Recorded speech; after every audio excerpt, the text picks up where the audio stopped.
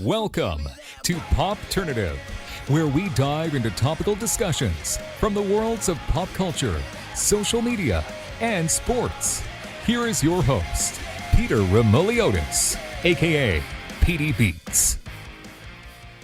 PD Beats here from Popternative, speaking to Karamo about his new daytime talk show. Karamo, welcome to the show. Thanks so much for being here. Glad to be here with you, brother. I mean, you got a little break today. You're not asking the questions. I'm asking the questions. You get a break, right? Yeah. I like it. Works for me. It's interesting. First thing that kind of comes to mind when I heard that you got this new daytime talk show, congratulations, is during the pandemic, many people, because we've had the time, we're doing a lot of self-reflection, a lot of soul searching and everything. So people are kind of figuring things out and everything. You have this talk show, you're dealing with a lot of kind of important, issues, social issues, life issues and everything. Does that come to mind that a lot of people that you have are interviewing have been doing a lot of soul searching because we've had the time during the pandemic? Yeah, I think most of us do soul searching on a daily basis, whether we acknowledge it or not. But I think the thing about it is where I'm so happy to have my daytime talk show is that even though we do the soul searching, most people don't have the language or the tools to know how to get to where they want to be. It's like we're not taught these things in social skills. We're taught like how to, do certain things, but we're not taught like how do you deal with your anxiety? How do you talk to, a partner who you feel is like gaslighting you or disrespecting you? How do you talk to a parent? How do you get through life to make it better for yourself? And so on my show, everybody who's doing that soul searching, they come on. We talk about their challenges, and I give them the tools to be better. And would you say, like, are you still figuring out in terms of, like, because I've gotten this question too sometimes when I interview people, like, what makes a successful talk? What makes a successful interview?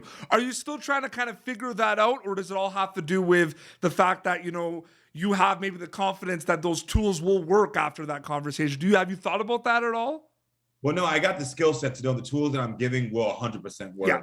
But, to be able to say like, on my show, I think part of what makes me successful is I'm a really good listener. I think that's a key thing. The better listener you are, I'm an empathetic listener, the better you're going to be. I think also curiosity and always asking more questions than, maybe even comes up in a prompter or that you prepped, I think is important.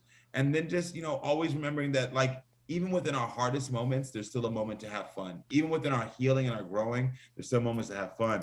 And so I just make sure that I bring the fun. I'm listening, and then it all kind of works together. There's always things that hit in certain times. There's always like trends that become popular, fads. That's never going to go away. You look at your days on, like when you're doing Queer Eyes, the culture expert, you look at Karamo and everything. Do you always have that on the top of your mind that, there are certain things that become personal, like more interesting to people and they could change? Like the landscape just changes all the time with what people are talking about. The beauty of me on my show is that, and also even what I did on Queer Eye, being the one who helps people on the inside, helping them with their mental state, their emotional state, is that what we go through as human beings is never a trend. It always stays. Like when some of my friends who have shows that are like celebrity driven, it's like you have to stay on top of like what's happening, what's in that trend, what's going on TikTok. For me, it's like the same argument you've had with your mother, your father, the challenges you've had with your sister, your brother, with your girlfriend or your boyfriend is the same challenge that in 30 years, unfortunately, someone's going to have. But I feel like with me now, I can give some more tools that maybe we'll have less people having those challenges. So I don't have to really keep up with the trends in that way, as long as I just keep up with human beings. When did the serious kind of conversations with your family, your friends, and your team officially happen about you potentially being like a talk show host? When would you say? Are we going back a couple of years? Like the official talk, you know what I mean? Like, well, this is the funny part. So I decided 7 years ago, after being on The Real World, that I want 8 years ago now, I guess, that after being in my 20s, I was on a show called The Real World, which is a reality show. Yep. And then I never worked on TV again. And then 8 years ago, when I was like 32, I decided this is the career path, and I did it because I want to model to my son, like, you can live your dreams.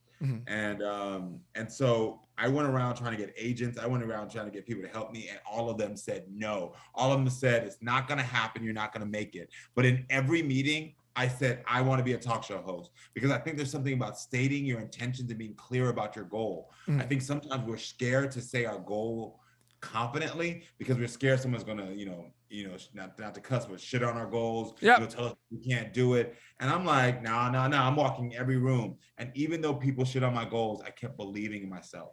And every time I didn't have that belief, I found a little tribe that would help pump me back up. And so the conversation started from day one. Yep. I was like, this is what I want. So as long as you know what I want, and I tell the same thing in relationships. I say, when you go into a relationship, tell people what you want from day one. If you don't want monogamy, let them know. Absolutely. If you want somebody who can just be your financial provider, let them know. Because I think giving people a choice and letting them aware from the day one, it works. But I think the moment that it kind of really came into transition that it was going to happen was like 2 years ago. Absolutely. From Maury, and then they were like, hey, you did a good job. What's up? Let's give you your own. Absolutely. And people can check it out now. Karamo, thank you so much for coming on Popternative. It was so great chatting with you, and all the best with Karamo. Seriously, thank you very much. Thank you, my friend. Have a good one. You too. Thank you for tuning in to Popternative. Make sure to check out our past episodes of Popternative on YouTube. Be sure to like Popternative on Facebook and follow us on Twitter. This has been an Autograph Communications production.